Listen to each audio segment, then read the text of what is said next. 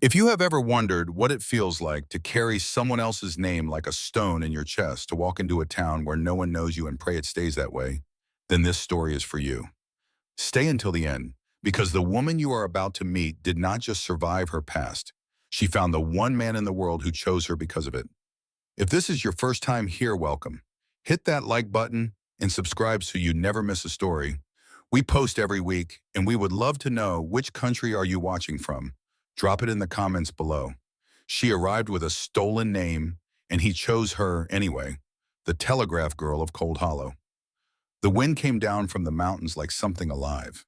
It pushed against the sides of the stagecoach with steady rhythmic force, not violent, but insistent, the way a river leans against a dam it intends to outlast. Inside the rattling box, Nora Calloway pressed her back into the wooden seat and kept her hands folded in her lap. She had learned long ago that the appearance of calm was its own kind of armor. Outside the smeared window, Montana rolled past in shades of gray and pale gold. The Bighorn foothills were just visible to the northwest, their shapes softened by low cloud. She had studied the map so many times she could trace those ridgelines from memory, and still they looked nothing like she had expected. Everything here was larger than the mind could prepare for. Larger and older, and utterly indifferent to the small lives moving through it. Cold Hollow was still 2 hours away, the driver had said, at the last stop barring weather. The weather was not promising. Nora exhaled slowly and turned her attention to the other passengers. A merchant in a brown coat who had fallen asleep before the first mile marker, his hat pulled low. A young mother with 2 children pressed against her sides, the smaller one asleep with her head in her mother's lap. An older gentleman in the far corner reading the same page of a book he had been reading since Billings, the words clearly not reaching him. And then near the forward door, a man Nora had noticed when he boarded at the last relay station. She had not stared. She had been careful not to stare, but she had noticed. He was tall, the kind of tall that made a low-ceilinged coach feel smaller just by containing. His clothing was worn in functional denim and canvas and leather dust-coated in the particular way of men who spent their days outside. His hat was pushed back slightly on his head. His hands rested on his knees and his eyes were closed, though Nora did not think he was sleeping. There was something too alert in the set of his jaw, too ready in the stillness of his shoulders. She looked away. When she looked up from the window again, her eye caught something at the edge of the road. A man standing in the ditch grass beside the road marker, still enough to look like a fence post at first glance. He was there for only a second as the coach rolled past, but a second was enough. The slight unevenness of his stance, the right leg bearing less weight than the left, a red bandana at his throat. He was looking directly at the coach. By the time Nora turned to look again, he was gone. She sat very still. She told herself it was nothing. Men stood beside roads. Men wore red bandanas. Montana was not a small territory, and her past was not the only past in it. She told herself this with great care and thoroughness and did not entirely believe a word of it. The coach hit a rut, and everyone lurched. The merchant woke, briefly grunted, and pulled his hat lower. Then came the sound she would remember for the rest of her life, a deep, splintering crack from somewhere beneath the floorboards, the kind of sound that exists for half a second before the world changes. The axle. The coach tilted hard to the right. The young mother screamed and pulled her children against her body. Nora grabbed the leather strap above her head with both hands and held on as the floor buckled and the entire world tilted sideways and kept going. A crate broke free from the storage rack and tumbled across the cabin. The older gentleman's book flew past her face. Then impact. I'm hit. The coach hit the earth on its side with a force that drove the air from Nora's lungs and set every bone in her body ringing. Dust and splinters exploded through the broken window. The screaming stopped. For a long, terrible moment, there was only the groan of settling wood and the muffled sound of the horses fighting their harnesses in the distant awareness of her own breathing. Then the child cried, not the sleeping one, the older one, a boy of perhaps 7, who had been thrown against the far wall and was now pinned under the wooden crate, his small legs visible beneath it, his voice rising in a thin, terrified wail. His mother clawed at the crate with both hands. It did not move. Nora released the strap and dropped from where she had been pressed against what was now the ceiling. Her knees hit the wall hard. She ignored it.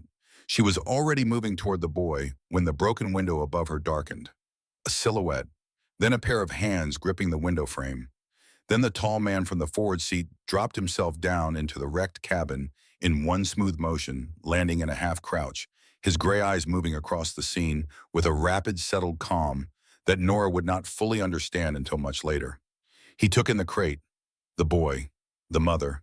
He was already moving before Nora had finished cataloging it. "Step back," he said to the mother, his voice low and entirely steady.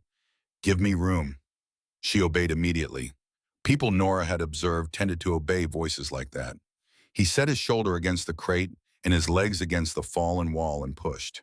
The muscles in his arms and back tightened visibly beneath his shirt. The crate shifted, tilted, and lifted just far enough. Nora did not wait to be asked. She was already on her knees pulling the boy free, gathering him against her chest as he wept.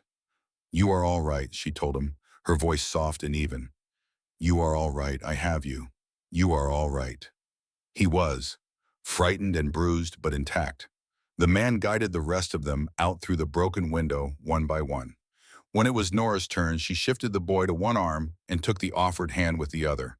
His grip was certain. The calluses on his palm were the kind built over years. She stepped down into the cold air. "Thank you," she said. He looked at her for a single moment. His gray eyes were not warm exactly, but they were not cold either. They were the eyes of someone who had seen hard things and made a private settlement with them. Then he nodded once and turned away, moving toward his horse with the unhurried purpose of a man who does not require acknowledgement. Nora watched him go. She did not know his name. She would learn it later from Martha Breen over a bowl of soup in the warm kitchen of the boarding house Jared Holt. Rancher, runs the ironwood spreads 6 miles north of town, keeps to himself mostly. Good man, though, quiet kind. But that was later. Right now she stood in the Montana wind with a weeping child in her arms and the pieces of her carefully constructed future scattered in the dust. And she watched a stranger ride away and felt something she could not name, yet something she had not felt in a long time. She felt seen, not understood, not known. Just notice the way one creature notices another in a wide landscape and registers without words, "This one is like me." She turned back toward the road and the waiting passengers and the waiting cold miles still ahead. 20 feet behind her, half hidden in the ditch grass where the crash dust had not yet fully settled, a man stood still. He was watching her. She did not see him. Cold Hollow was the kind of town that had been built to last and then spent 20 years being disappointed by itself. The main street was wide enough for 2 wagons abreast, which had seemed optimistic in 1871 and seemed merely practical now. The buildings along it were solid and weather-stained, their false fronts warped slightly by years of freeze and thaw. There was a general store, a livery, a blacksmith shop whose hammer was audible 3 streets away, a church whose bell rang on the quarter hour in notes that seemed to apologize for themselves, and a saloon that Nora had been told was largely peaceful, except on the second Saturday of every month. Martha Breen's boarding house sat at the north end of the street, set back slightly from the road, its front porch wide and its windows clean. It was exactly what a boarding house should look like, modest and solid, and kept with the kind of care that said someone here gives a damn. Martha herself answered the door before Nora had finished climbing the steps. She was a woman of perhaps 55, compact and brisk, with gray-streaked hair pinned efficiently and a face that had laugh lines around the eyes and something more careful around the mouth. She took in Nora's dust-coated coat and the bruise forming on her cheekbone and said, "Good Lord, child, get inside." Nora got inside. There was soup. There was coffee strong enough to strip the day from her bones. There was a room upstairs with a real bed and a window that faced west so that the last light of afternoon came through it at an angle that turned the white coverlet gold. Nora sat on the edge of the bed and allowed herself exactly 3 minutes of being frightened.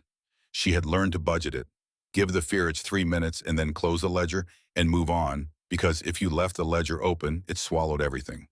3 minutes. Then she straightened her back and looked at the window.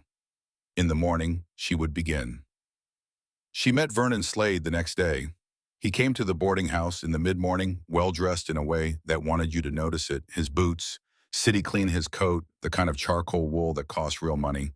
He was perhaps 50 broad in the chest, with a face that had been handsome once and now settled for authoritative. His smile was immediate and precise, the smile of a man who had practiced it until it came easily. Miss Calloway. He took her hand before she had quite offered it. Welcome to Cold Hollow. I'm Vernon Slade. I own the bank and several properties in town among other interests. We take care of our own here. He paused just long enough for that to settle. I wanted to introduce myself personally, he continued. A new teacher is always worth celebrating. That's very kind, Nora said. She kept her hand in his for exactly as long as politeness required. His eyes were brown and sharp and moved across her face with the unhurried attention of a man taking inventory. She had the precise, unverifiable impression that he already knew more about her than she had told him. If you need anything, he said, anything at all, you know where to find me. After he left, Martha came and stood beside Nora at the window, watching him cross the street toward the bank. He's very helpful, Martha said. Yes, Nora said. The way a fish hook is helpful. For a fish. Nora glanced at her. Martha was already turning back toward the kitchen. The schoolroom occupied what had been a feed storage room in an outbuilding behind the church. It was low-ceilinged and drafty and smelled of hay and old wood, and it was Nora's. She swept it out herself twice before she was satisfied. She moved the benches into proper rows. She nailed a strip of spare pine along one wall and chalked it white for a writing surface. She requested and received a small cast-iron stove from the church deacon, who seemed relieved that someone was making use of the building. When it was done, she stood in the center of it and looked around. It was not much. It would do. The first morning brought 12 children, more than she had been told to expect. They came in twos and threes, most of them shy, all of them watchful. She greeted each one at the door and asked their name and something small about themselves, a favorite animal, what they had eaten for breakfast. By the time the last two arrived, she had already started the others on a reading exercise and was able to give the late arrivals her full attention. The late arrivals were the Dawes children. Isaiah Dawes was 9 and his sister Ruth was 7. Their father was the town's blacksmith, a man named Thomas Dawes, who had come to Cold Hollow from Georgia 7 years ago and built his trade through skill and the kind of absolute consistency that makes a man indispensable even to people who would prefer not to need him. Their mother Clara kept the family home and made, according to Martha Breen, the best apple pie in the county. Isaiah and Ruth took seats at the back. Not assigned seats. They simply sat at the back the way children learn to do when they have been taught that it is safer to be unnoticed. Nora noticed. She gave them their materials in her steadiest smile and went on with the lesson. Then the door opened. A girl came in alone, small for her age, perhaps 8 years old, with brown hair that had been braided neatly and had mostly come undone. She looked at the room with the particular wariness of a child who has learned to assess situations quickly. She found a seat at the end of the second row, not the back, not the front, and sat with her hands folded on the desk and her eyes forward. She did not speak to anyone. At noon, when Nora moved through the room, checking progress, she stopped at the quiet girl's desk. I don't think we've met properly, she said. I'm Miss Calloway. The girl looked up. Her eyes were gray, the color of still water. Penny Holt, she said. Nora knew the name from Martha's conversation, the rancher's daughter, the one who lost her mother 2 years ago. She had been told the girl was quiet and had struggled in the previous year's schooling arrangement, a traveling teacher who came through twice a season and stayed 3 days each time, which was not enough for any child, let alone one moving through grief. I'm glad you're here, Penny, Nora said. Penny looked at her carefully as if testing the truth of the words. Then she nodded once, a small, deliberate nod, and returned to her work. It was almost noon when the disruption came. Mrs. Harlan Graft entered without knocking. She was a wide woman in a good coat who wore her disapproval like a second garment. She had 2 daughters in the room, and she found them immediately and pointed at the Dawes children. My girls will not sit in the same room as those children. Her voice was pitched to carry. It carried. Every head in the room turned. Nora set down her chalk.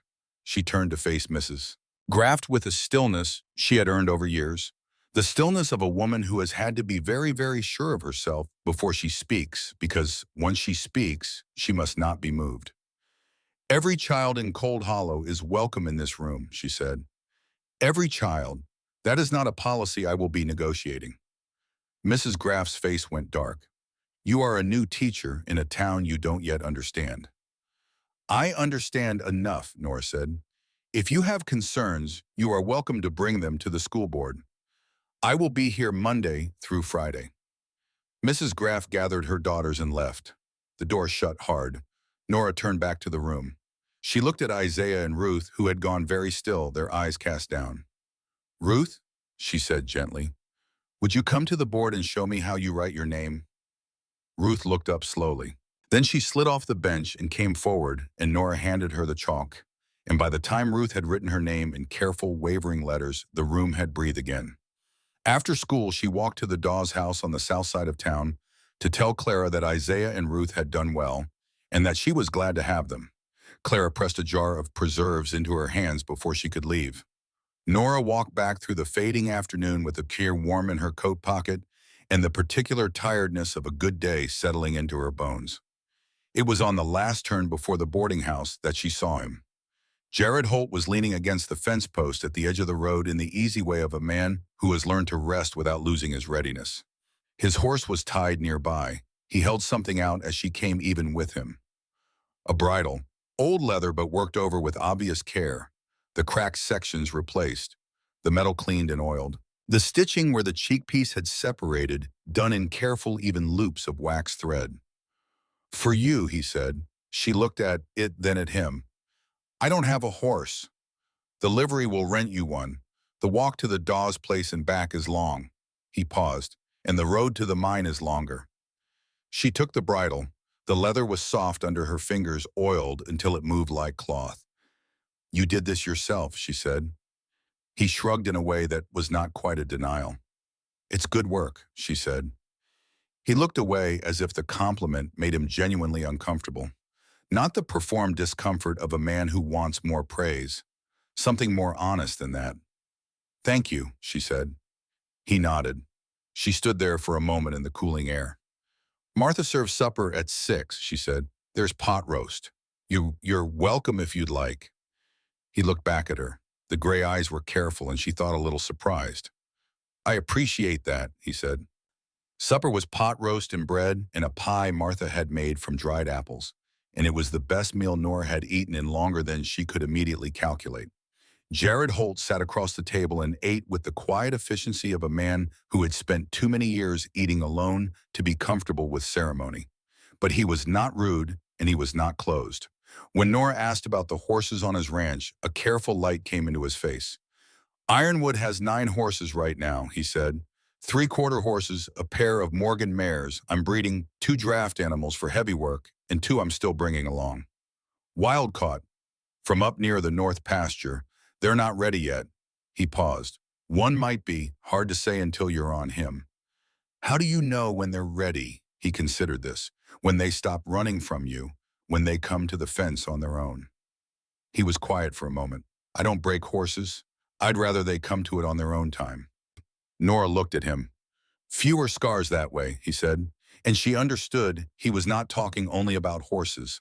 After he had left, and Martha had cleared the table, Nora sat at the window in her room and looked at the street below. Cold Hollow was settling into the quiet of a small frontier town at night, where the darkness is real and the stars on a clear night are extraordinary. She was not thinking about Jared Holt. She was thinking about the man with the red bandana. She had seen him again just briefly that afternoon at the far end of the street. The same uneven gait, the right leg slightly dragging. He had been facing in the direction of the schoolroom. She told herself she was imagining it. She lay in the dark while the Montana wind moved against the walls of the boarding house with its steady, patient insistence, and told herself this for a long time. The days arranged themselves into a shape she recognized as the beginning of a life. Morning, the schoolroom, the stove lit before 7, the children arriving in groups, shedding coats and hesitance in roughly equal measure. Reading in the first hour, arithmetic in the second, and in the third hour, something unscheduled that she came to think of as the real hour. The hour when she put down the chalk and asked them questions and let them ask her questions in return and listen to what they were actually trying to learn. What they were actually trying to learn, she discovered, was not arithmetic. They wanted to know about the world beyond the valley. They wanted to know if the trains really went all the way to the ocean and what the ocean looked like. They wanted to know if it was true that there were cities where you could not see the sky between the buildings. They wanted to know, one boy asked with great seriousness, whether horses could swim. They can, Nora told him, remarkably well. He sat back with a satisfied expression of someone who had resolved a long debate with an older sibling. Penny Holt watched all of this from her seat at the end of the second row with those gray assessing eyes. She completed every exercise Nora gave her and completed it accurately and offered nothing extra, asked nothing extra, and maintained a careful, courteous distance from the other children that Nora recognized because she had maintained the same kind of distance herself for years and understood precisely what it cost. After the second week, Nora began staying a few minutes after the others left, tidying the room while Penny waited at the step for her father. It was not planned. It just happened the way useful things sometimes did without announcement.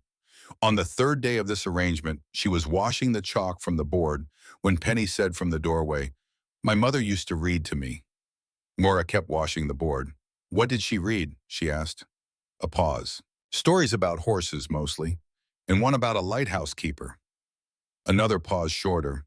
"I don't remember all of it now. Would you like me to find a book about lighthouse keepers?" Silence. Then maybe.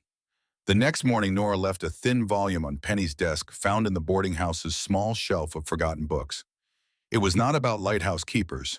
It was about a girl who trained horses on an island off the coast of Scotland. It was, she thought, close enough. She did not draw attention to it. She simply moved on to the lesson. Penny read the first chapter during the arithmetic hour quietly, with one finger tracking the lines, thinking no one was looking. Nora was looking. She always looked. But she did not say anything about it, not then, and not later, because some things needed to be private to be real. Jared Holt rode into town on most Thursdays to bring Penny to school and collect supplies from the general store, and he had a habit that Nora became aware of gradually, the way you become aware of a sound that has been present for a while before you consciously register it. He stayed too long.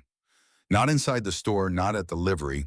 He stayed in the vicinity of the school, his horse tied at the post on the opposite side of the road. Him standing with one arm resting on the fence, his hat angled against the morning light and apparently occupied with nothing in particular. She first noticed it on the third Thursday.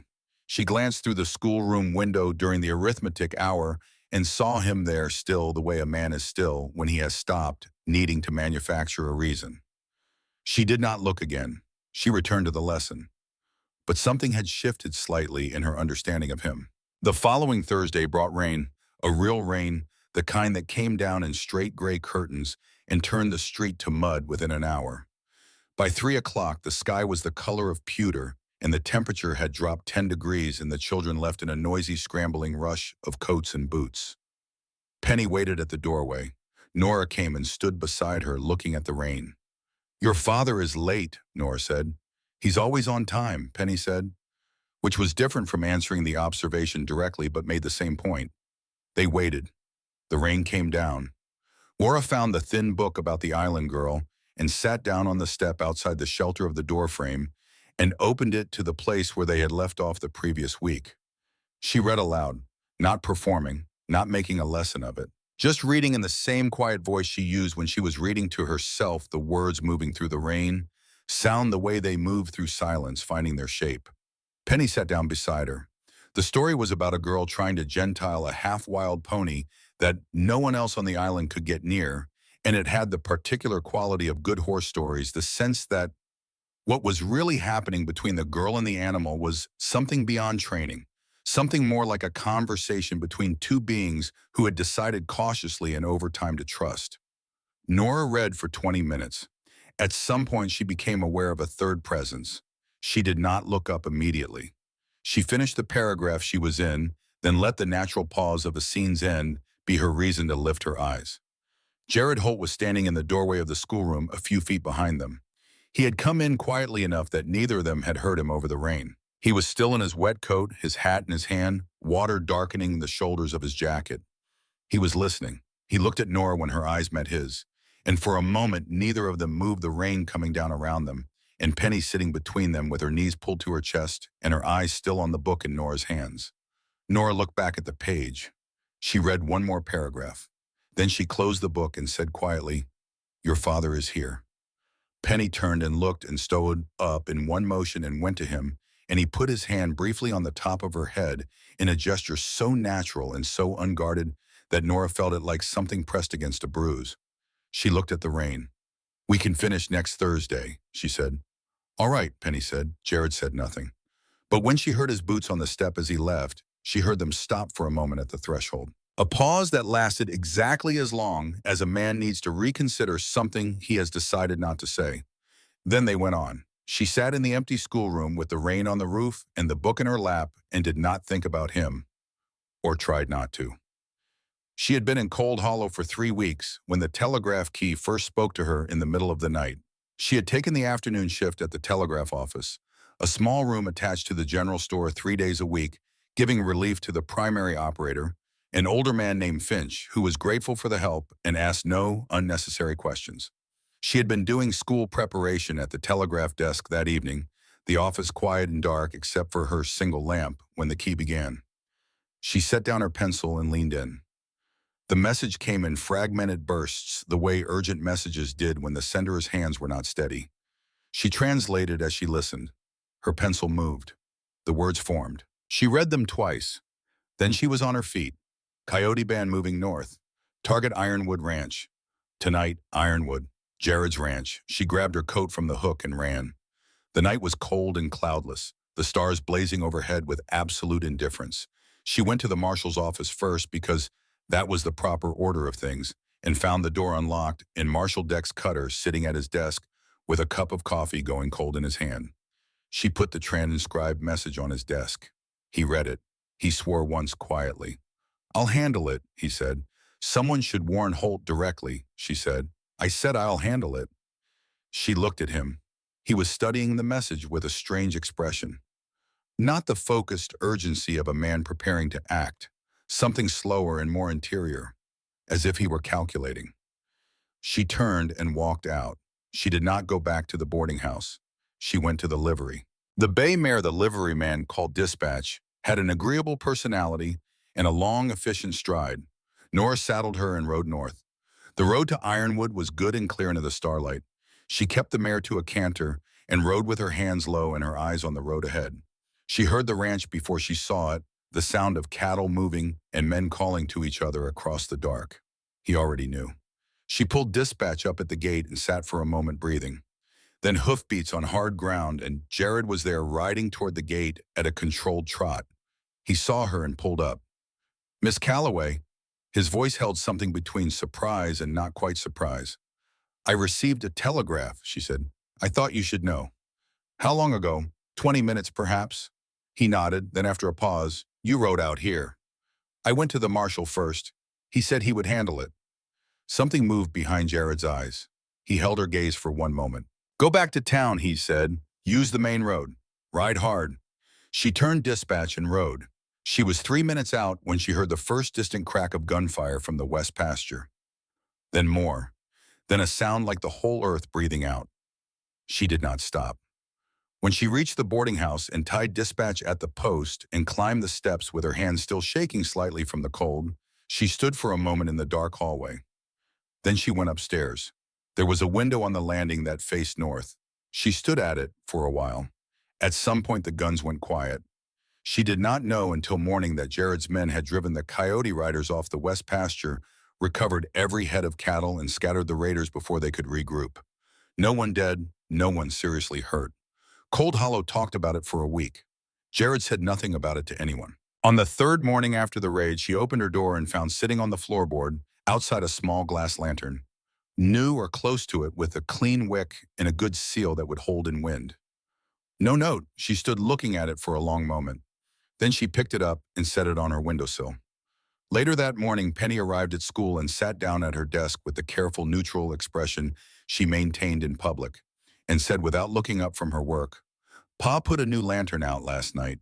Took him a while to find the right one. He checked 3 at the general store before he picked that one." She turned a page. "He does that," she said, "when he wants to say thank you but doesn't have the right words for it." Nora stood at the front of the room and felt something she had not allowed herself to feel in a very long time. Not safety exactly. Something more tentative than safety. The possibility of it. When 2 mornings later, Marshal Dex Cutter came to the schoolroom. He arrived between lessons, knocking on the doorframe with the ease of a man who considers all spaces his to enter. He was a broad, weathered man in his mid-40s, with a lawman's badge worn high on his chest, and the particular manner of authority worn too long, the manner of a man who has not been questioned in so many years that he has stopped expecting to be. Miss Calloway. His smile was the same shape as Vernon Slade's smile, she noticed. Professionally warm, personally measuring. Just checking in, making sure our new teacher is settling well. I am, thank you, she said. Good. He stood in the doorway, not quite committing to entering, and looked around the room with the idle survey of a man pretending to be less attentive than he was. His eyes moved over the children's desks, over the telegraph equipment she had brought to school that morning to demonstrate the key for the older students. Over her. You know, he said, the telegraph office is a real service to this community, especially with you running it so capably. He paused, and in the pause she felt the edge of something. Not a threat, not yet. The shape of one distant, the way you can see the edge of a storm long before it arrives. Lot of important messages come through there. Yes, she said. Important to know they're in reliable hands. He held her eyes for just a moment longer than comfortable. Then the professional smile came back and he touched the brim of his hat. Good day to you, Miss Calloway. He left. She stood in the doorway and watched him walk back toward his office and allowed herself a single clear thought: he was not here to welcome her. She did not know yet what he was here to do, but she added his face to the short, careful list she maintained in the back of her mind, the list of things to watch. The boot prints were the thing that undid her careful peace. She found them 2 days later outside the telegraph office. The mud beside the building's north wall was soft from 3 days of rain, and in it, pressed deep by the weight of a man who had stood in one place for a long time, were boot prints. The right boot pressed harder than the left. She stood very still. The window of the telegraph office was at head height on a man of average build. Someone standing here could see through it clearly, could read the key, could, if they understood the code, transcribe everything that came through. She thought about the message 3 weeks ago, the one warning of the attack on Ironwood, the one she had carried at a dead run through the freezing dark to Marshall Cutter's office. She thought about Cutter's face as he read it, that slow interior expression, not urgency, calculation. She thought about his visit to the schoolroom. Important to know they're in reliable hands. She put her hand flat against the wall of the building and breathed. She thought about a man with a limp and a red bandana. She thought I was followed here, not randomly, not by coincidence. Someone had known she was coming before she arrived. She stood in the mud for a long moment, the cold coming up through the soles of her boots, and made herself think through it clearly. 2 separate threads possibly connected. A man from her past following her north. A marshal whose reaction to a warning message had been wrong in a way she could not quite name but could not unfeel.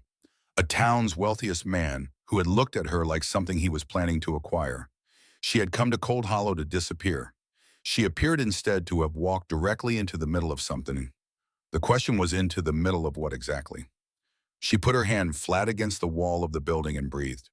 Then, because the alternative was coming apart in the mud of Cold Hollow, Montana, she straightened her coat and walked back to the boarding house. She went upstairs to her room and sat at the small desk and opened the letter she had been carrying, folded inside her dress since Denver.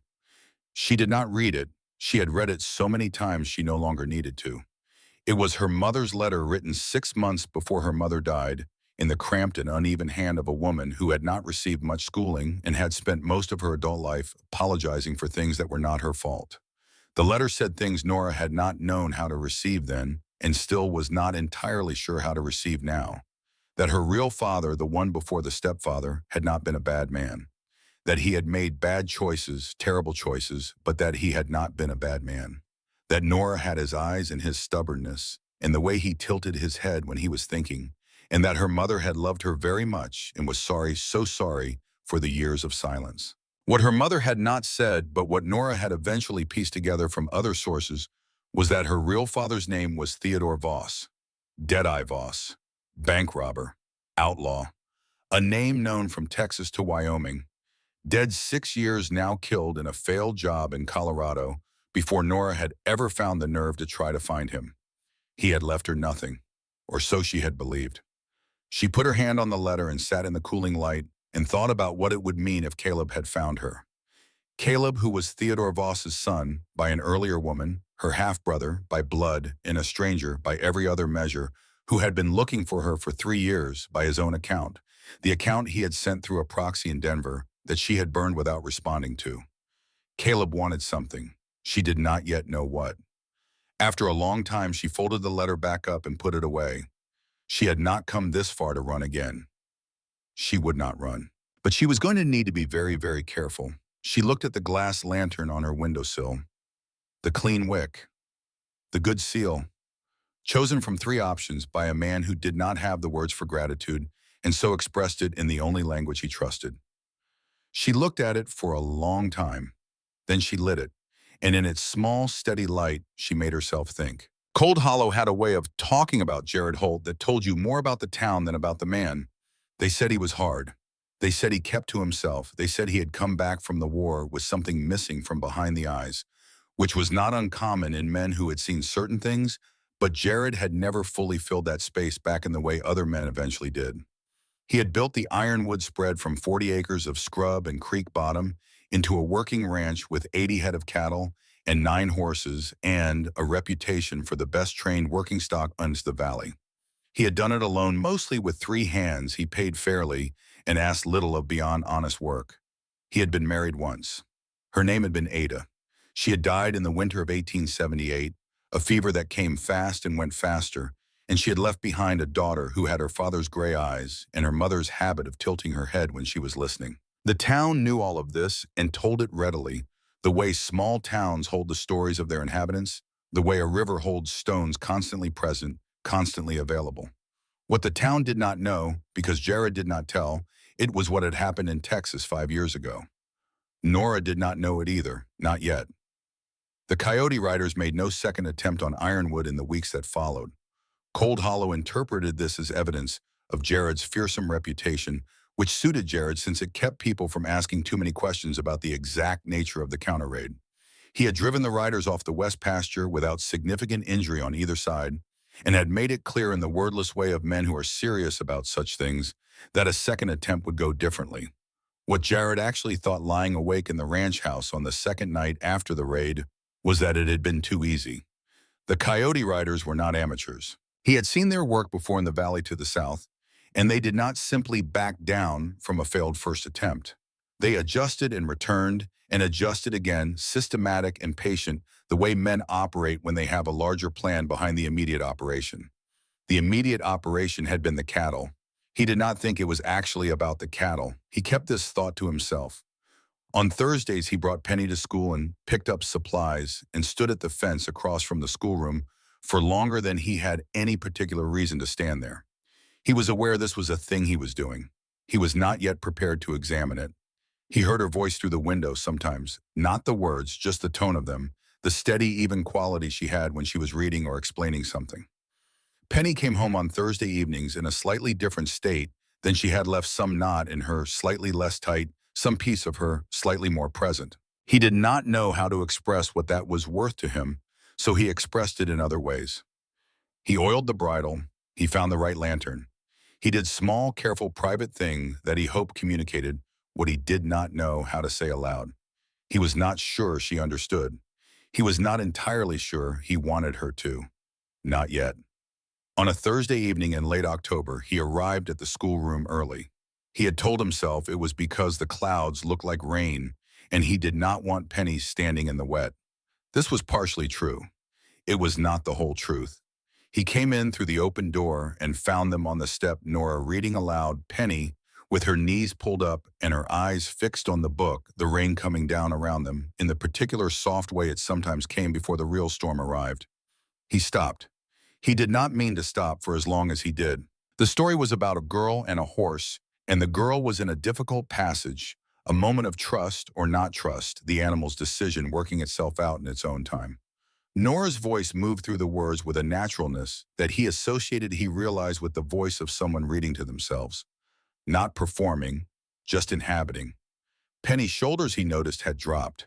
She held that look Ada used to call being inside a story. He had not seen it on Penny in 2 years. He stood in the doorway until Nora reached the natural end of a passage and looked up. Their eyes met. Something in her expression shifted, not startled exactly, but slightly recalibrated. the adjustment of someone who has been somewhere private and has returned without embarrassment, but with the faint awareness that they have been witnessed. She looked back at the page and read one more paragraph. Then she closed the book. "Your father is here," she said, and her voice was the same as it had been for the story. He drove Penny home in the gathering dark, with the rain beginning to come in earnest, and he did not speak much, and Penny seemed to understand that and did not speak much either. But somewhere past the second mile marker, she said, still looking at the road ahead, "She reads good." "She reads well," he said. Penny considered this. "She reads good and well," she said. "Both." He almost smiled. "Yes," he said.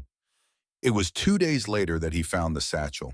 He had been checking the south fence line, a weekly task he did himself because it let him think without being asked to produce something at the end of the thinking. The creek that ran along the south boundary of Ironwood was running fast from the recent rain, and at the bend where the water slowed, caught in the roots of a fallen cottonwood, was a brown leather bag. He pulled it out. It was waterlogged and had clearly traveled some distance. The clasp had broken open. The contents were damp but legible. He saw several items before he registered what he was looking at: a letter in a woman's handwriting, folded and refolded many times. A small photograph. A piece of paper that was, he realized as he turned it over, a birth certificate. He almost put it all back. He set the bag on the bank and took one step away from it. Then he turned back. He picked up the birth certificate. He did not mean to read it. He meant to look for a name to return it to. The name was Nora Voss. He set the paper down. He stood by the creek for a long time, looking at the water moving past the roots of the fallen tree. He knew the name Voss. Every man who had spent time in the territories knew the name Voss. Deadeye Theodore Voss, bank robber, 3-state fugitive, killed in Colorado 6 years ago. The name appeared in the wanted circulars that still occasionally circulated through the marshal's office. Not for the man himself who was dead, but for the associates and offspring who were believed to hold information about the money that had never been recovered. He looked at the birth certificate again. Nora Voss. He thought about the woman reading to his daughter on the rain-wet schoolroom step. The woman who had ridden 6 miles in the dark to warn a man she barely knew about a cattle raid. The woman who had stood her ground against Mrs. Graft without raising her voice, without retreating an inch. He closed the clasp on the satchel as best he could. He picked it up. He did not open the letter. He carried the satchel back to the ranch house and set it on the table and made himself think clearly. Someone else would find this eventually, if not him. Someone who would not do the thinking he was doing now. Someone who might not distinguish between a woman and her father's crimes. He sat with the satchel in front of him for a long time. He did not open the letter. He put the satchel in the storage chest under his bed and told himself he would return it when the time was right. Vernon Slade had a meeting with Marshal Cutter the following Tuesday in the back room of the bank after hours, which was where they held meetings they did not want witnessed. Nora did not know this. She did know with a certainty she could not trace to any specific evidence that something was building in Cold Hollow beneath the ordinary surface of the town. She felt it the way you feel a change in weather before the clouds arrive, a pressure in the air, a quality of attention in certain people that was not quite right. Slade had come by the schoolroom twice more, always briefly, always with the professionally warm manner he wore like a second coat. He never said anything that was threatening in a way she could point to. He said things that were perfectly reasonable, expressed with a precision that only revealed itself as pressure when she was alone afterward, replaying the conversation. He had mentioned her father once, not Theodore Voss. He did not know or did not reveal that he knew. He had said, "It must be difficult managing on your own without family nearby." A perfectly ordinary observation. And yet the way he said it, the way his eyes held hers while he said it, carried something she could not name. Recognition, perhaps, or the performance of it. She had said, "I manage fine," and he had smiled and left. That night she had sat at her desk for a long time with the lamp burning low, turning the conversation over, looking at it from different angles. There was something in his manner that reminded her of someone. It came to her eventually in the shallow hours of the early morning when the mind does its most unguarded work. He reminded her of men who had known her stepfather. Not criminals exactly or not exclusively, but men who moved in the particular space where legal and illegal interests overlap. The men who financed and benefited and took care never to appear directly in anything that could be held against them. She had grown up watching her stepfather navigate that space. She knew its smell. She added Slade to the list.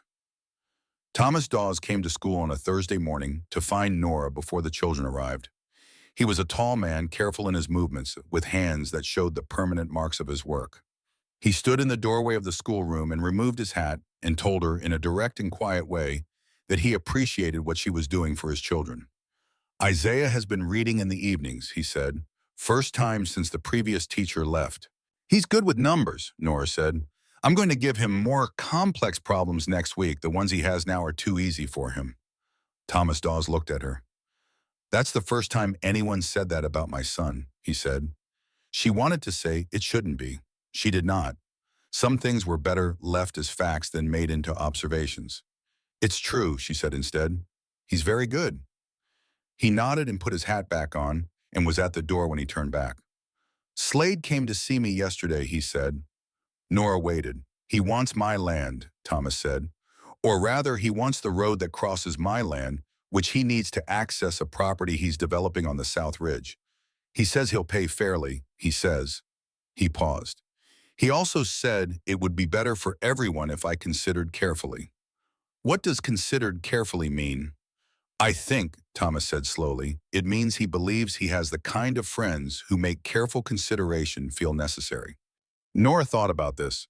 Would you like me to look at the documents he gave you, she said. I worked in a land registry office for a year before I came here. He looked at her. I didn't know that. There are several things about me you don't know, she said with a small, careful smile. The documents. He brought them the following day. She spent the evening reading them at her desk with the lamp close, and her school teacher's annotation style making careful marks in the margins. The documents were what she expected legitimate on their surface, structured in a way that created three different interpretations of the right-of-way clause, each interpretation more advantageous to Slade than the last. She wrote out her analysis in clear language and gave it to Thomas, along with the name of a land lawyer in Billings, who could verify it. Don't sign anything, she said. Not yet. He took the papers carefully as if they were something that might change shape if handled wrong. Thank you, he said. She thought about this for a long time after he left, about who else in Cold Hollow Slade had visited with his carefully structured documents and his professionally warm manner, about what it meant that the town's banker also appeared to have interests in land cattle routes and road access, about how those interests might connect to a band of riders who operated in the dark. She was still thinking about it when she heard footsteps on the school step and looked up to find Jared Holt in the doorway. He held her satchel. She had not noticed it was gone. She rose from the bench. I found it by the creek, he said. The south fence line. It must have gone in the water somewhere. She crossed to him and took it. The clasp was broken. She felt the weight of it and knew with the particular knowledge of someone who has handled an object so many times they know it by its weight alone that it had been opened. She looked at him. I saw the name, he said. He held her gaze steadily, not defensively. The birth certificate. I didn't read the letter, only the name. The first thing that moved through her was anger, hot and sharp and entirely legitimate. You had no right, she said. I know, he said. That is my life. Those are my papers. You had no right to read them. I know, he said again with the same steadiness. But someone else is looking for you.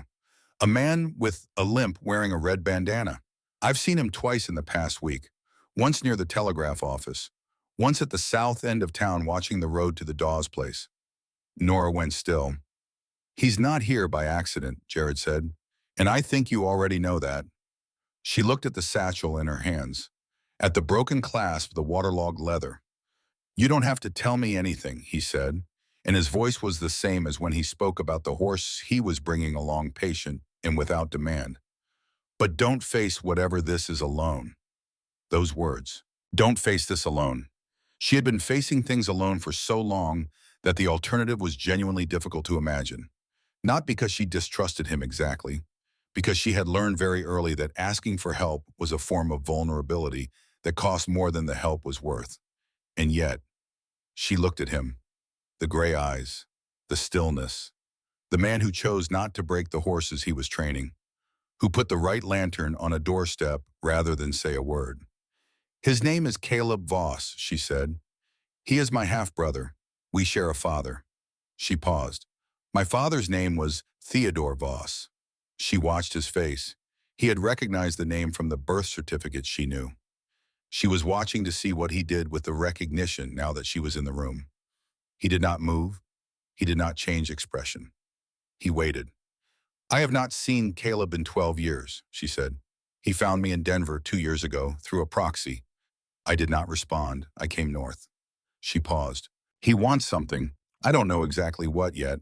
I have some suspicions. The money, Jared said. The money that my father supposedly hid, she said. Yes, which I have no information about and have never had any information about. She looked at him, in case that needed saying. It didn't, he said. She looked at the floor for a moment. Then there is more, but I don't know all of it yet. He nodded. All right, he said. That was it. All right. Not a flood of questions, not reassurance she had not asked for, not the complicated performance of trust-giving that required her to feel grateful for being believed. Just all right. Something inside her that had been holding a position for a very long time eased fractionally like a door, not quite unlatching, but shifting in its frame. Someone has been standing outside the telegraph office, she said, reading the messages through the window. Cutter, Jared said. She looked up quickly. I don't have proof, he said.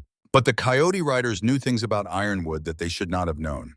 Pasture rotation, fencing schedule, where the weak points were. He paused. Someone told them. Someone who had access to information. The telegraph, or a direct connection, he said, or both. They looked at each other. Outside Cold Hollow, when about its late afternoon the blacksmiths hammer the church bell, on the quarter hour the sound of the wind coming down from the north, with the patient ancient insistence it had carried since before any of them were born. I need to think, Nora said. So do I, he said.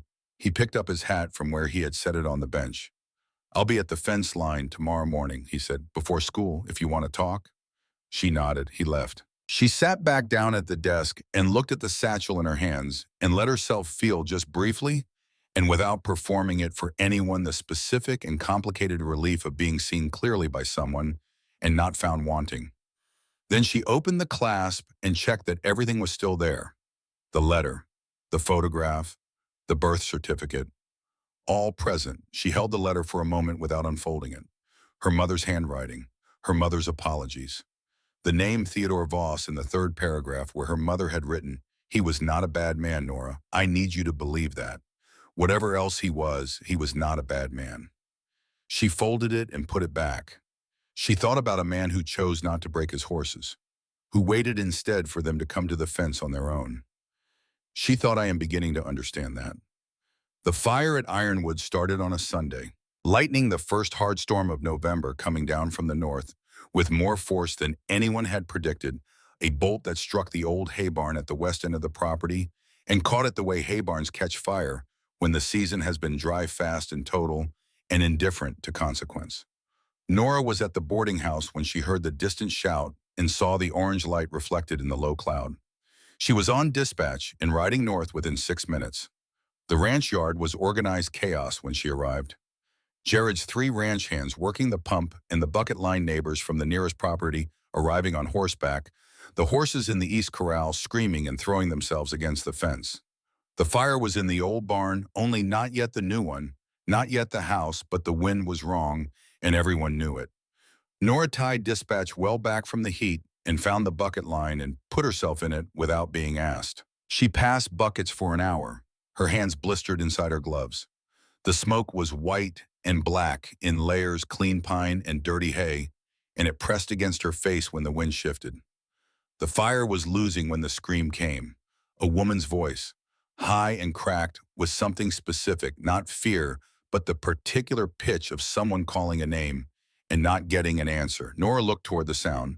It was the wife of the nearest neighbor, a woman named Louise Fenn, and she was looking at the east corral where the horses were still throwing themselves against the fence, and she was calling Jed. Has anyone seen Jed, the Fenn boy, 8 years old? He had been with his father when they arrived. He was not with his father now. Nora looked at the burning barn. The door was still standing. Barely. She dropped the bucket in her hands and ran. She heard Jared behind her before she heard him call her name. He was faster, longer legs, and he reached the barn door first and kicked it open, and looked in, and she was right behind him and looked in too. The boy was in the far corner near the grain store. The roof over him was holding, but the wall beside him was not. Smoke had him pressed down to the floor, searching for air, and he was coughing so hard he could not call out. Jared went in. Nora caught the edge of the door and pulled herself in after him. Jed, she kept her voice even, the same voice she used for frightened children in the schoolroom, steady and matter-of-fact. Jed, I need you to look at me. The boy lifted his head. Come toward my voice, she said. Come on, there you go. He crawled. Jared reached him first, scooped him up in one motion, and turned for the door. The wall on the left buckled. Nora went out, and Jared came out 2 steps behind her. The boy tucked against his chest, and they were 20 feet clear when the wall came down in a shower of burning timber and a wave of heat that she felt on the back of her neck like a door opened to a furnace. She stopped. Jared stopped. They stood in the cold air of the ranch yard and breathed. The boy was coughing but breathing. His mother reached them in the same moment and pulled him away, and Jared let him go easily. And then they were just standing there, the two of them, with the fire going down behind them and the smoke going up into the dark sky. Jared looked at her. She was suddenly aware of her hands shaking, not from cold, from the particular shake that comes when the body understands something the mind was too busy to register at the time. You followed me in, he said. You needed someone at the door, she said. It was not untrue, but it was not entirely the reason. He looked at her for a long moment. Then he looked down at his hands, which were also not entirely steady. Thank you, he said. We are even, she said. The lantern. He looked up. Something in his face changed just slightly in the way of a man encountering an equation that resolves differently than expected. She turned back toward the bucket line because the fire was not entirely out and there was still work to do. She did not see his expression after she turned. But Martha Breen, who had arrived with her own bucket and had been watching from 10 feet away, saw it.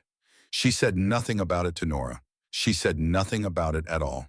But she thought about it for several days afterward in the comfortable and private way of a woman who has lived long enough to recognize what she is looking at. The satchel that Jared had returned was not the only thing Nora was carrying.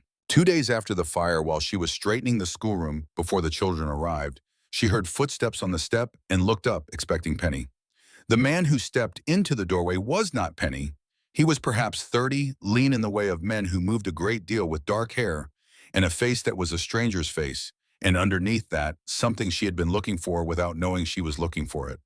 The shape of the dome, the angle of the cheekbone. He was favoring his right leg. He was not wearing a red bandana. He had removed it, she thought, because he wanted to look like someone arriving in peace. Nora, he said. Her hands did not shake. She had prepared herself for this in the small, careful way she prepared herself for most things, by imagining it until it no longer had the power to knock her sideways. Caleb, she said. He looked around the schoolroom, the children's desks, the chalked board, the small bookshelf in the corner. You built something, he said. I'm building something, she said.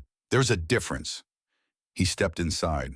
He moved carefully. She noticed the way people do when they are aware that they have not been invited and want to communicate that they know this. I've been looking for you for 3 years, he said. I know. I sent a message in Denver. I know. He looked at her. You didn't answer. No. I'm not here to hurt you, he said. That's what people say when they are aware there's a reason someone might expect them to. He stopped. He sat down uninvited at the nearest desk. He was quiet for a moment, looking at his hands. Pa left something, he said finally. There is no money, she said. If that's what you came to tell me. He looked up. I didn't come to tell you about money. She waited. He left a letter, Caleb said, for you. He reached inside his coat and produced an envelope. The paper was old and had been handled many times, but the seal was intact. He gave it to me before the Colorado job. Said if anything happened to him, I should find you and give it to you in person. She looked at the envelope. It took me 3 years, Caleb said. You're difficult to find. That was the intention, she said. He held out the envelope. She did not take it immediately. She looked at it the way she looked at most things she was not sure of, directly, steadily, without leaning away. I don't want anything from you, he said. I don't want anything from it. Whatever's in there is yours. She took the envelope. Why in person, she said. He was quiet for a moment. Because he said you would need to see that someone cared enough to do it properly, he said. Those were his words. She looked at the envelope in her hands. He was a terrible man, she said, in many ways. Yes, Caleb said. He hurt people. Yes. He did not deserve to have people carry his messages 3 years through hostile territory to find a daughter he never met. Caleb looked at her. No, he said. He didn't deserve it. He paused. I did it anyway. She did not open the envelope. Not then, not with him watching. The men following you, she said. The coyote riders. The ones watching the telegraph office. Are they connected to you? He shook his head. Connected to Slade, he said. Slade knew Pa. They had a history before Pa went to prison. Slade's been looking for the money too. He paused. And he's had you under watch since before you arrived here. He knew I was coming. He's had watchers in Denver for 2 years, waiting to see if anyone connected to Pa's name came north. Caleb looked at her steadily. I'm sorry, I didn't know he was moving that fast, or I would have warned you sooner. She thought about Slade's first visit, his boots too clean for a man who lived in the West. His eyes moving across her face with their inventory-taking precision. There's something else, Caleb said. About the money. She waited. I didn't hide it, Caleb said. He deposited it, cleaned it, and distributed across 3 small banks. The account at the Denver Territorial Bank, the smallest one, is in your name. He paused. Has been since 1875. He set it up before the Colorado job when he thought he might not come back. Nora was very still. There's not a fortune in it, Caleb said. But it's enough to buy land, enough for a real school building, if that's what you wanted. She looked at the envelope in her hands. He left me money, she said. He tried to leave you a life, Caleb said. It's not the same as being a good father, but it's what he had. She sat with that for a long time. The schoolroom was quiet around them. The early morning light coming through the east window at its low November angle, laying a pale stripe across the desk where her students would sit in an hour. You should leave Cold Hollow, she said finally. Not because I want you to, because Slade has men watching the roads, and if he sees you here and connects you to me, it will make what's coming more complicated. Caleb looked at her. What's coming, he said. I am going to deal with Slade, she said, and with the marshal. But I need to do it carefully, and I cannot do it with additional variables. He was quiet for a moment. You sound like Pa, he said. I sound nothing like Pa, she said. Pa got himself killed. He smiled at that unexpectedly, a brief, genuine smile that made him look younger. He stood. He moved toward the door. At the threshold, he stopped. Nora Voss Calloway, he said. She looked at him. Pa chose that name, he said. Voss Calloway. He liked the sound of it, said it would suit you. He left. She sat in the empty schoolroom for a long time, the envelope in her hands, the morning light moving slowly across the floor. Then she opened it. The letter was 3 pages written in a hand she did not recognize because she had never seen her father's handwriting before. It was a precise, careful hand for a man who had supposedly been careless with everything. He had been sober when he wrote it, she thought, or trying to be. He wrote that he knew he had no right to reach her now, that he had spent a long time understanding that and had decided to reach her anyway because the alternative was silence, and silence was a cowardice he could no longer afford.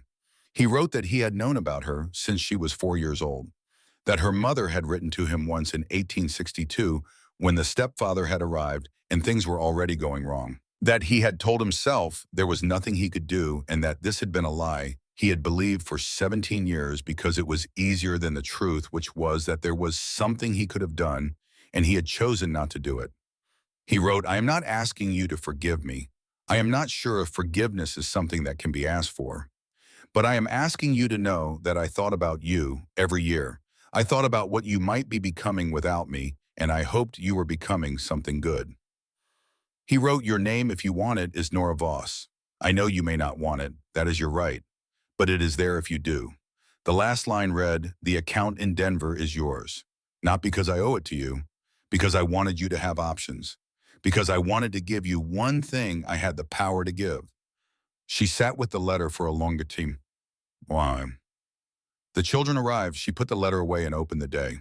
But in the quiet moment between lighting the stove and calling the children to their benches, she stood in the center of her small schoolroom with its chalked board and its repaired benches and its one good window, and she thought about a man she had never met, who had thought about her every year, who had tried in the only language he had to build her a door. She thought about a man 6 miles north who repaired things with his hands and did not break what he was tending. She thought some people are worth the risk. She opened the lesson. She did not go to the fence line until 2 evenings later. Jared was there. He had come without knowing if she would appear, and when she came through the gate, he straightened from the post he had been leaning on and waited. She stood across the fence from him and told him what Caleb had said. All of it, Slade's connection to her father, the money in Denver, the watchers who had tracked her north, Cutter's role in the Coyote Riders' operations. Jared listened without interrupting. When she finished, he was quiet, looking at the hills. Slade doesn't need the money, he said. No, she said. He needs to close a chapter. My father is dead. I'm the remaining piece. What's his connection to your father? She told him about her mother, the understanding before Theodore Voss arrived. The defeat Slade had never accepted. Jared looked at her. He has been waiting 25 years, she said, for a way to settle it. They stood at the fence in the cold quiet. The wind moved the dry grass in small patient waves. There's something I should tell you, Jared said.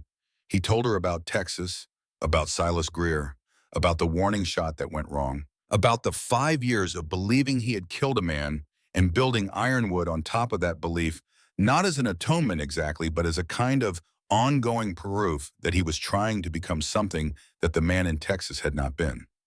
She listened without interrupting. Cutter knows, he said. He holds it like a key for the right lock. To keep you quiet, she said. To keep me useful, he said. Or absent. She thought about this.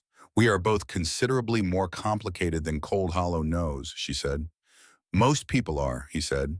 She looked at him, the long light of the afternoon laying itself across the side of his face.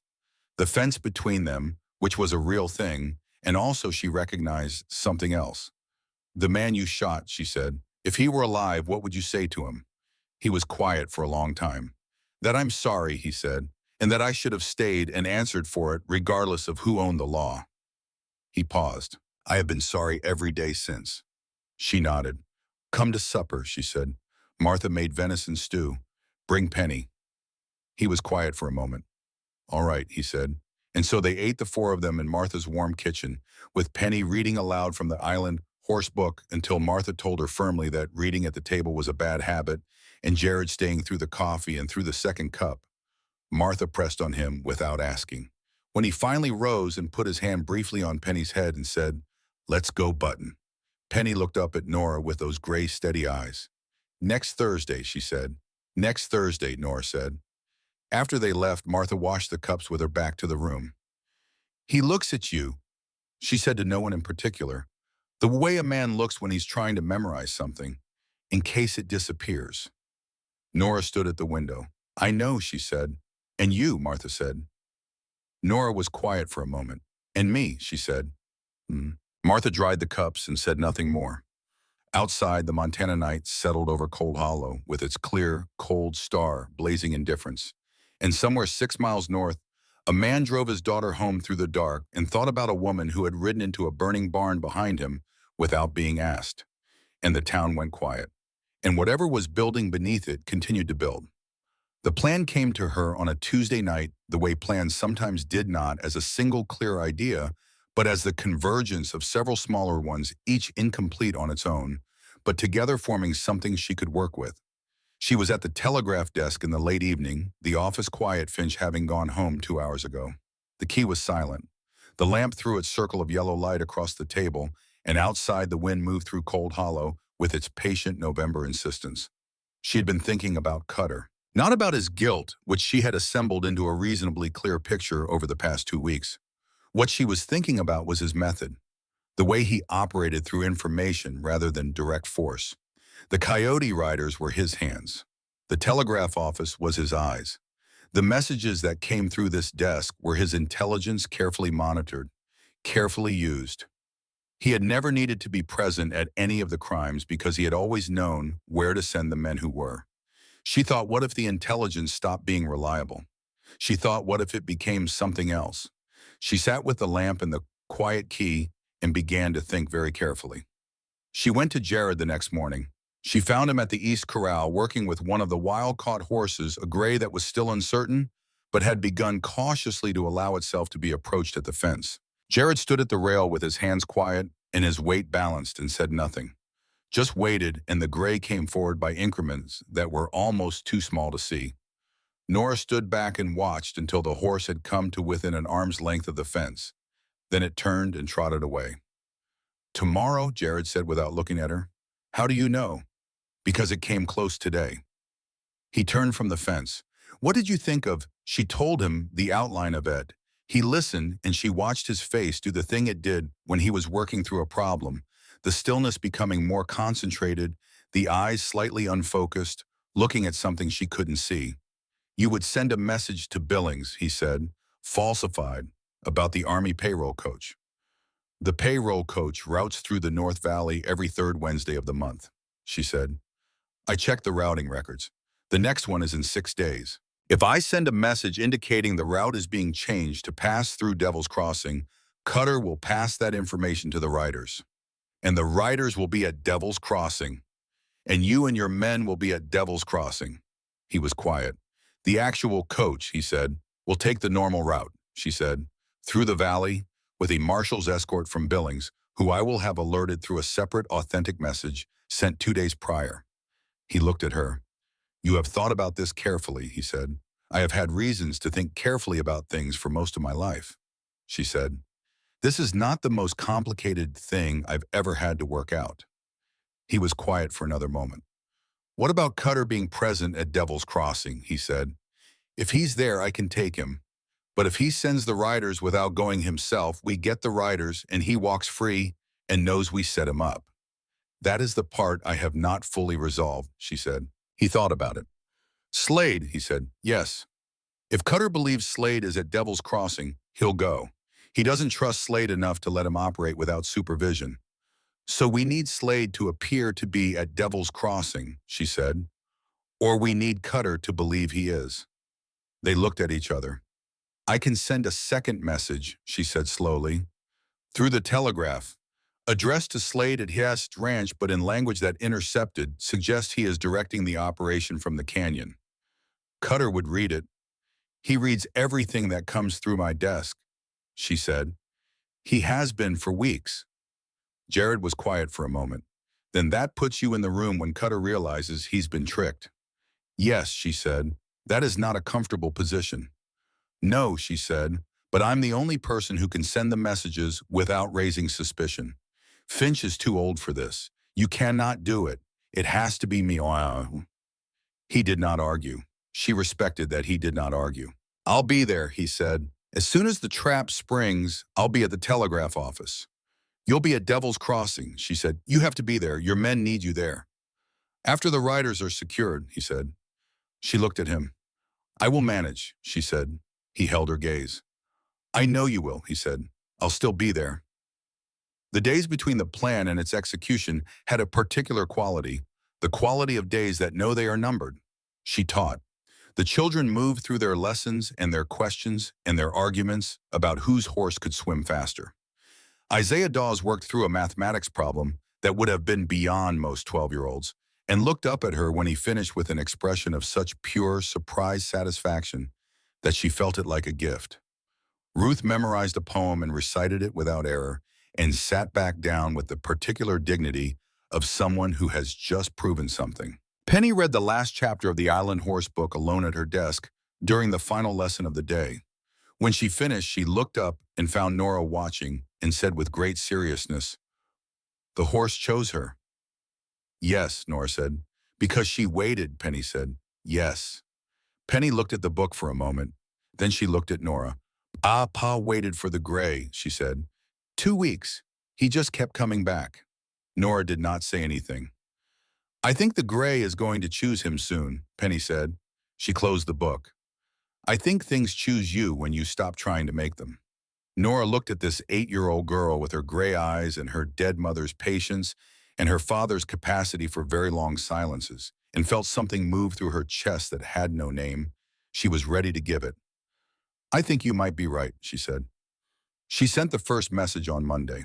To the Billings Regional Marshal encoded in standard format, reason to believe payroll coach route compromised. Request alternate escort and confirmation of schedule. Urgency high. Signed with the standard Telegraph operator's code. She sent the second message on Wednesday. This one was different. Addressed to Vernon Slade at his property on the South Ridge, written in language that, to a reader who knew nothing, was entirely innocuous, confirming supply delivery for Devil's Crossing property materials to arrive Thursday evening, confirming your presence for receipt. To a reader who had been monitoring her messages for weeks, who knew about the Coyote Riders and the Army payroll and the canyon called Devil's Crossing, where no supply delivery had ever been scheduled, it would read as Slade directing an operation. She sent it, and then she sat at the desk and folded her hands and waited. She did not have to wait long. The door to the Telegraph office opened 40 minutes later. Not Cutter, Slade. He came in with the professionally warm manner he had worn every time she had seen him. The charcoal coat, the city, clean boots, the practiced smile. But tonight, something behind the smile was different. Tonight, there was something she recognized as barely contained urgency. Miss Calloway. He sat down across the desk without being invited, which he had never done before. I wonder if we might speak candidly. We might, she said. I understand there has been some correspondence through your office that relates to my business interests, he said. There are many messages through this office relating to many people's interests, she said. That's the nature of a telegraph office. Yes. He folded his hands on the desk, the calm, deliberate gesture of a man reestablishing his composure. I want to be frank with you. I know who you are. I have known since you arrived. He paused. Nora Voss. She did not move. I was acquainted with your father, he said. Long ago, before your time. He looked at her. Your father and I had an arrangement that was never properly concluded. I believe you are in a position to help me conclude it. My father is dead, she said. Any arrangements he made died with him. The money did not die with him, Slade said. His voice had changed just slightly, the warmth thinning to reveal something harder beneath it. You know where it is? I know no such thing. Miss Calloway, he leaned forward slightly, I have been patient for a very long time. I am asking for your cooperation as a matter of mutual benefit. If you work with me, you leave Cold Hollow with everything you came here for. Your school, your reputation, your future. And if I don't, she said. He was quiet for a moment. Then Cold Hollow becomes very difficult for a woman alone, he said, with a name like yours. She looked at him steadily. My name, she said, is Nora Calloway. He stood. Think carefully, he said. I'll give you until morning. He left. She sat at the desk and let her heart finish its conversation with her ribs. Then she checked the lamp, checked the door, turned to the key. She sent one more message to Jared in a routing code that anyone monitoring the standard line would not catch in the shorthand they had worked out together at the fence 3 days ago. The message read, Thursday, be ready. Thursday came cold and clear, the kind of day that looked deceptively still from inside all pale sky and frozen ground, while the actual cold moved through every gap in every structure with a precision that no amount of fire could fully answer. The real payroll coach left the Valley Road at dawn under a Billings escort. It would reach Billings by nightfall, unremarkable, undisturbed. At 2 in the afternoon, 6 men rode into Devil's Crossing from the south. Jared was already there. He had positioned his 3 ranch hands at the canyon's upper rim 3 hours before. In the patient, methodical way, he did all things requiring patience and method. He had ridden the canyon floor himself, checking sight lines, checking the ground, checking that the positions were what he remembered from 2 summers ago when he had tracked a lost heifer through here in a different season. He watched the riders come in. He counted them. 6, which matched what Cutter's known operation used for a coach robbery, and riding in the rear on a dark horse the broad outline of Cutter himself. Jared raised his hand. His men moved. The canyon erupted. Not a prolonged fight. The riders had come expecting to take a coach, not to meet a formation of men in prepared positions on the high ground. 3 riders tried to run and were cut off by the fence Jared had strung across the canyon mouth. 2 hours prior, a simple practical barrier that it cost him 40 minutes and 500 feet of wire, and appeared to cost the riders considerably more than that. Cutter was the last one standing. He had his gun up and his eyes going between the canyon walls in the calculating way of a man who is trying to find the exit that does not exist. And when he finally looked at Jared, who had ridden to the canyon floor to face him directly, something in his face settled into the particular hardnesses of a man accepting an outcome he had planned to avoid. "It's over," Jared said. "You have nothing on me," Cutter said. "I have 6 of your riders," Jared said. "I have 3 months of Telegraph intercepts that Finch has been quietly logging since Miss Calloway noticed the boot prints." He paused.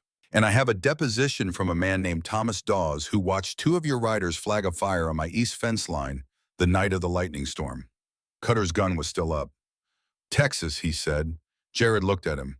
"Put your gun down," Jared said. "I know about Texas," Cutter said.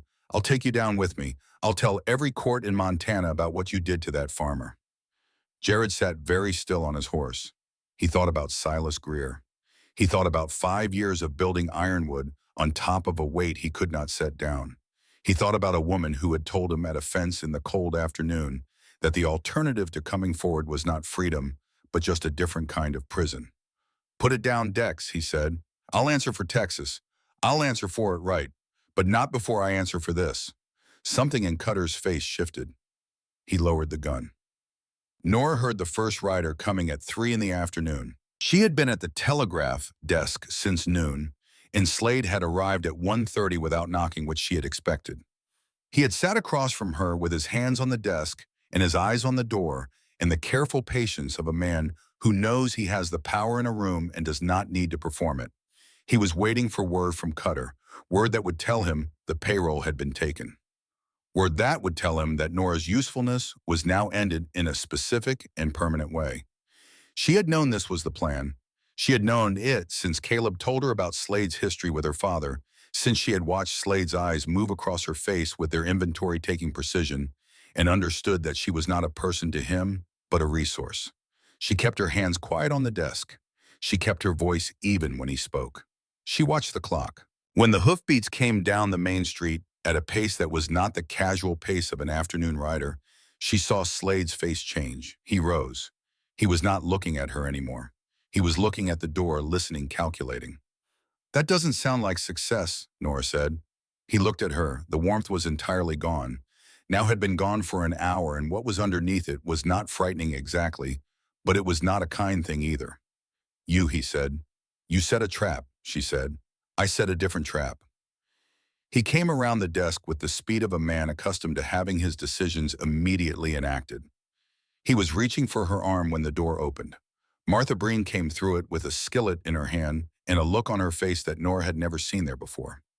It was not anger exactly. It was something older and more absolute, the look of a woman who has decided that enough is enough and is prepared to communicate this with whatever is in her hand. Slade stopped. He looked at the skillet. He looked at Martha. "I'd sit back down," Martha said, "if I were you." He looked at the door. Thomas Dawes was in the doorway. He was a large man in the particular way of blacksmiths, the years of his trade built into the width of his shoulders and the steadiness of his stance. And he looked at Vernon Slade with the settled, uncomplicated expression of a man who has decided that debts of courtesy have been fully paid. Behind Thomas, 2 of the Billings Marshal's men who had ridden back through the valley after securing the payroll coach. They had arrived in Cold Hollow within the hour of the confrontation at Devil's Crossing, as Nora had asked them to do in the message sent Monday, the one about the escort schedule, the one that had contained in the routing notation a secondary message in the Telegraph shorthand she had learned from Finch.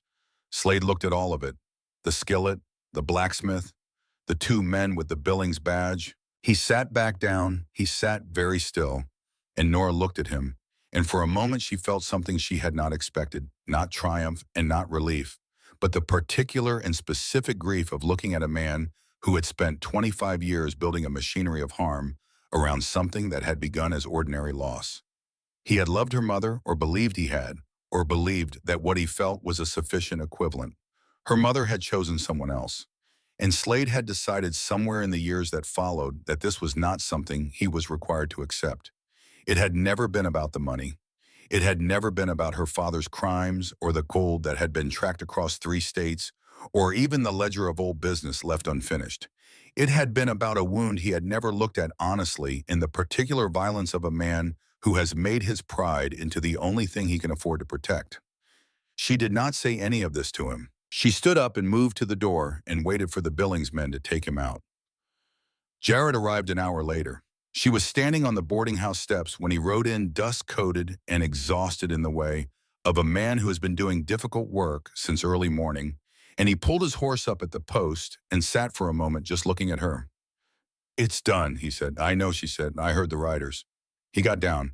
He came up the steps and stood a step below her, which put them at an unusual eye level, looking at each other in the thin late afternoon light. "You were all right," he said, "in there. I told you I would be. You did." He was quiet for a moment. "Cutter is in custody. The riders are in custody. Slade was taken an hour ago." She nodded. He looked at her. "There is something I need to tell you," he said.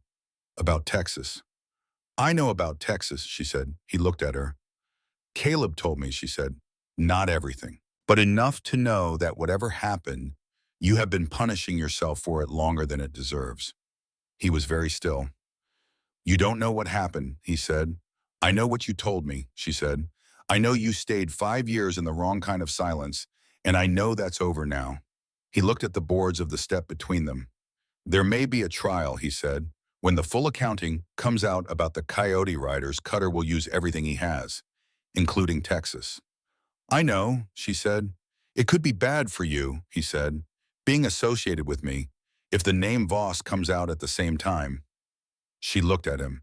"Jared," she said, "I am done running from my name." He looked up. "I am done running," she said, "from all of it. My father was Theodore Voss. He was a complicated and frequently terrible man who made a genuine effort to leave me something useful. My mother was a woman who survived things she should not have had to survive and tried to tell me the truth when she had the chance. I am Nora Voss Calloway, and I am the school teacher of Cold Hollow, Montana, and I am not going anywhere." He was very still. "You might want to," he said after the trial. "You might want to," she said after they talk about Texas. "I'm not going anywhere," he said. "Neither am I," she said. They looked at each other in the cold afternoon light, with the town of Cold Hollow behind them, and the mountains behind the town, and the winter sky above everything clear and still, and enormously present. "The gray chose me this morning," he said. She looked at him. "Came to the fence while I was still saddling up," he said. "Just put her nose against my hand." She felt something move through her chest. Something she had been keeping very carefully in place for a long time, maintaining it with the same precise internal architecture with which she had maintained everything, and now the architecture was simply not necessary anymore, and she did not quite know what to do with her hands. "Good," she said. Her voice was steady. "I told Penny she would." "She told me the same thing," he said. "More or less," there says. A pause. "Miss Calloway," he said with a gravity that was almost formal, almost careful, except for the thing she could see behind it, which was not careful at all.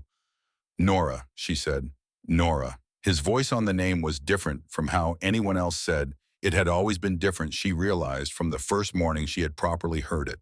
As if it were something to be said precisely because it mattered what shape the words made. "I want to ask you something. I've been working out how to ask it for a while." "Ask it," she said. "I'm not easy company," he said. "I'm quiet in ways that probably seem unfriendly. I have a history I'll be accounting for publicly possibly soon. My ranch needs a great deal of work. My daughter is 8 years old and reads horse books during arithmetic." "She's reading them correctly," Nora said. Something moved across his face. "I would very much like," he said, "to keep bringing her to school, and to keep coming to Martha's on Thursdays, and to keep finding reasons to be at the south fence line when I know you'll be walking back from the Dawes place." He paused.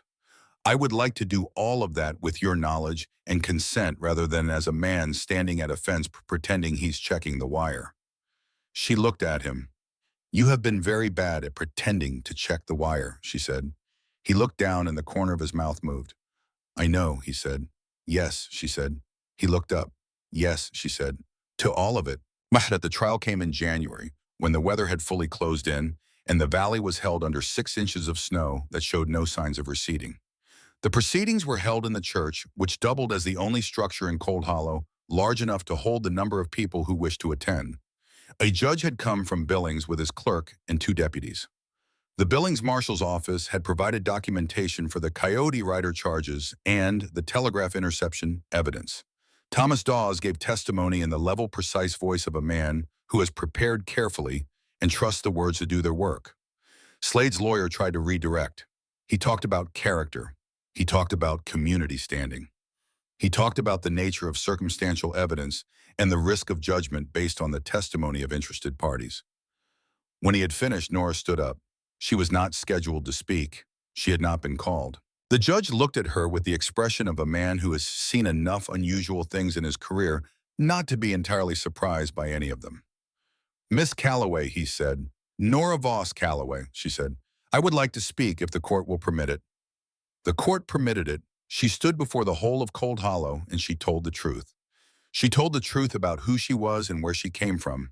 She told the truth about her father without excusing what he had done or diminishing it. She told the truth about Slade's connection to her father and his pursuit of her arrival in Cold Hollow and his intentions, which she had documented in writing with copies held in Billings.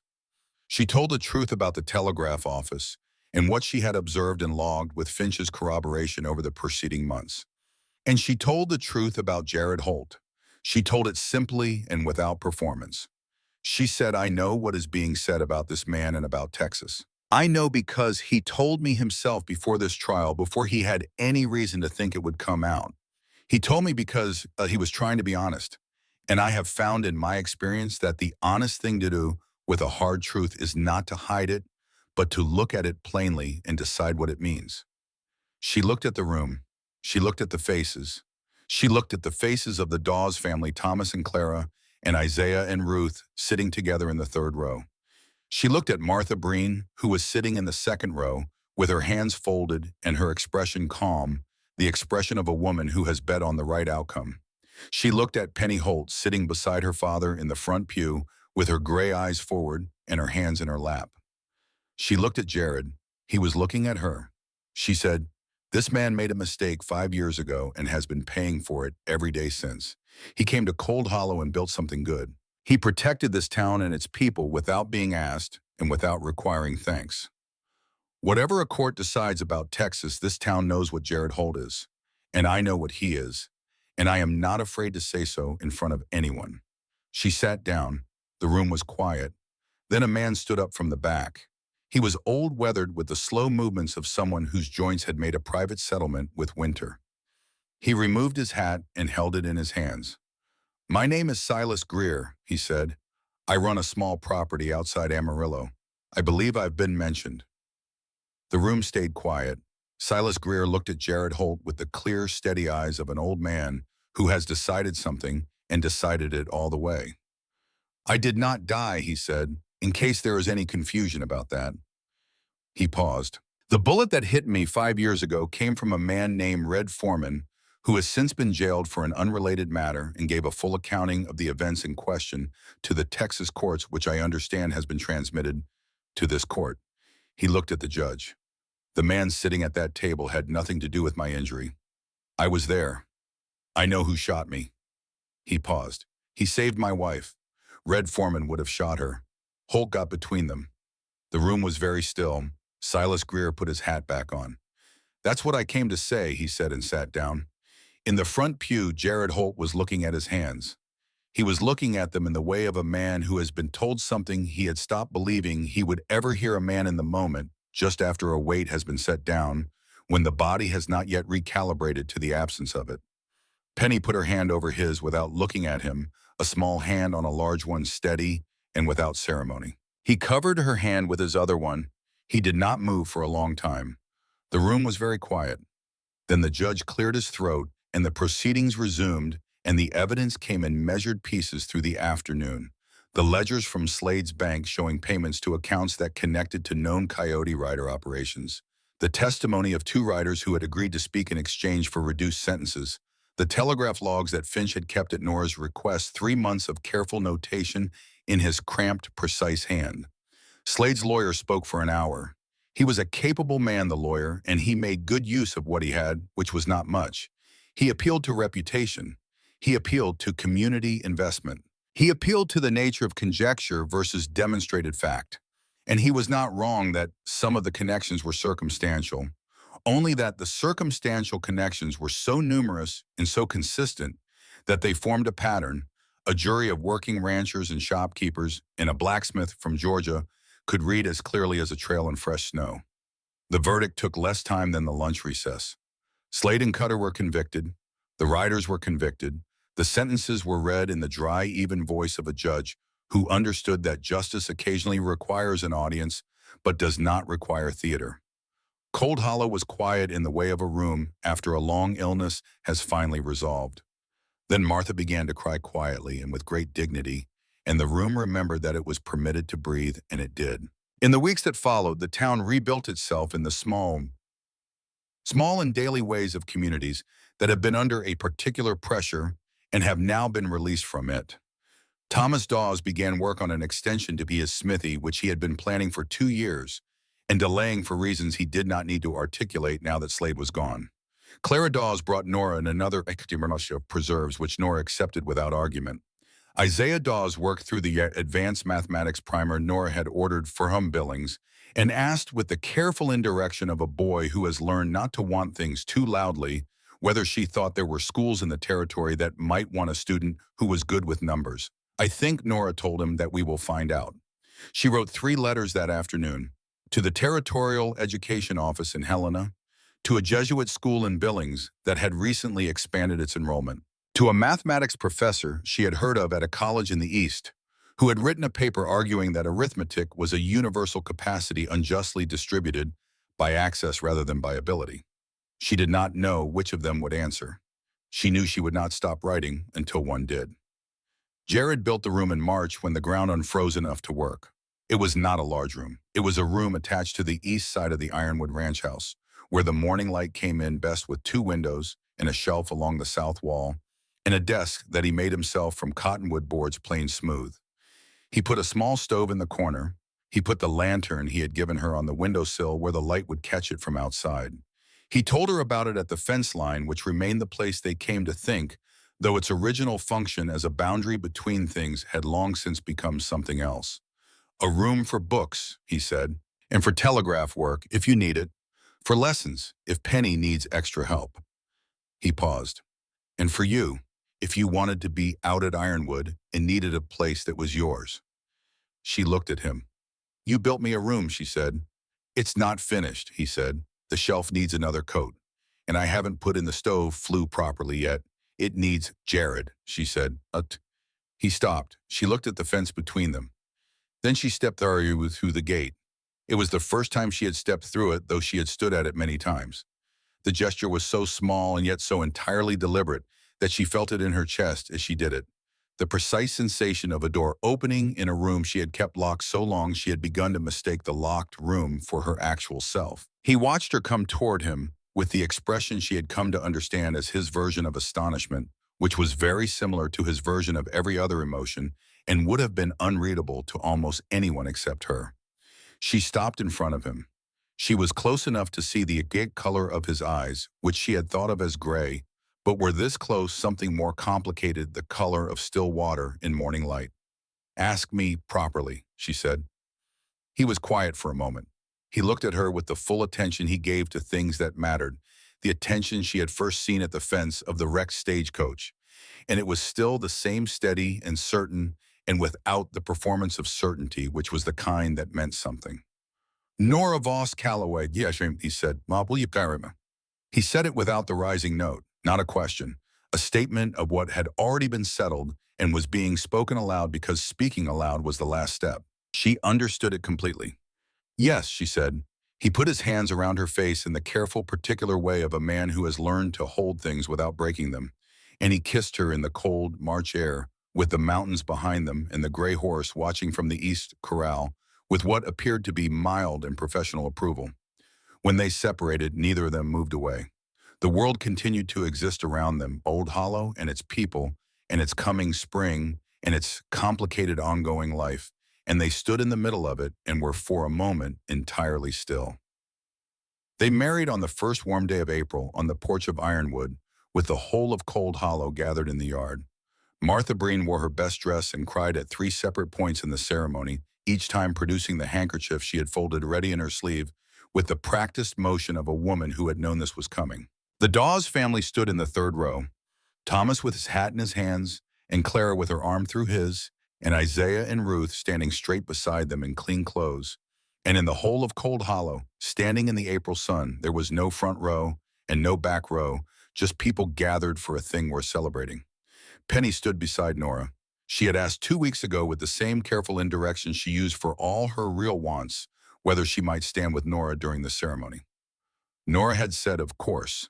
Penny had nodded once and gone back to her horse book and not raised the subject again.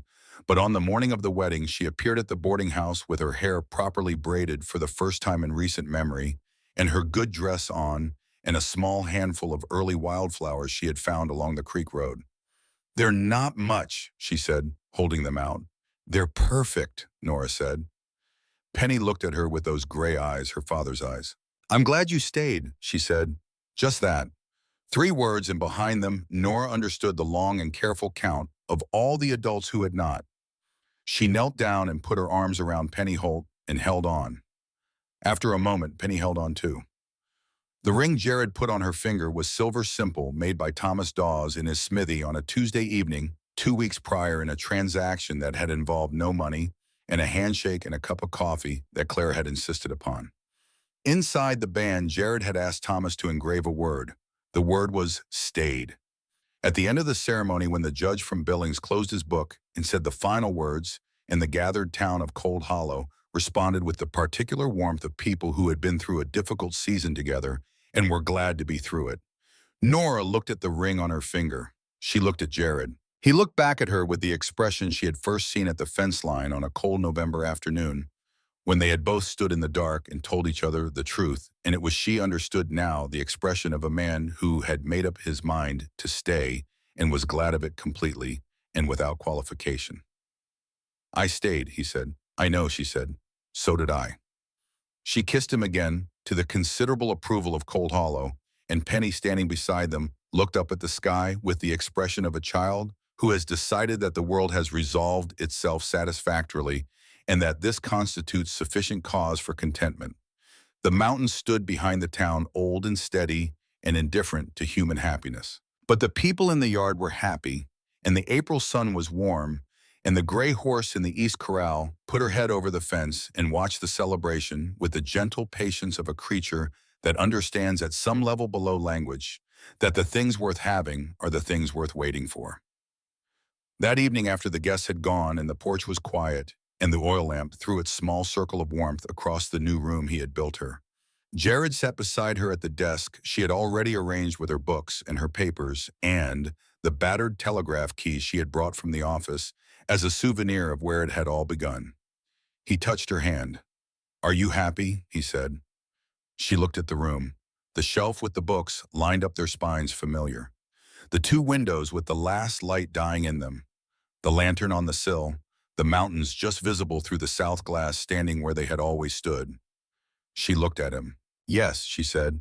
He nodded once.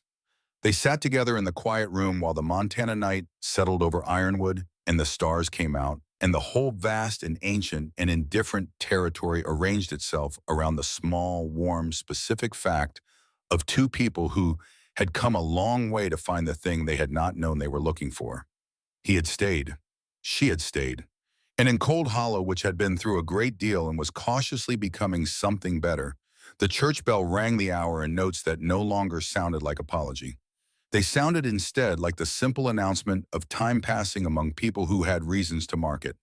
And that is the story of Nora Voss Calloway and the rancher who chose her in the hardest possible season, with his eyes open and his hands quiet and his whole self committed to the work of staying. If this story found you at the right moment, if some part of it was for you, drop a comment and let us know. Like and subscribe so you never miss a story. New videos every week. And we would love to know, which country are you watching from tonight?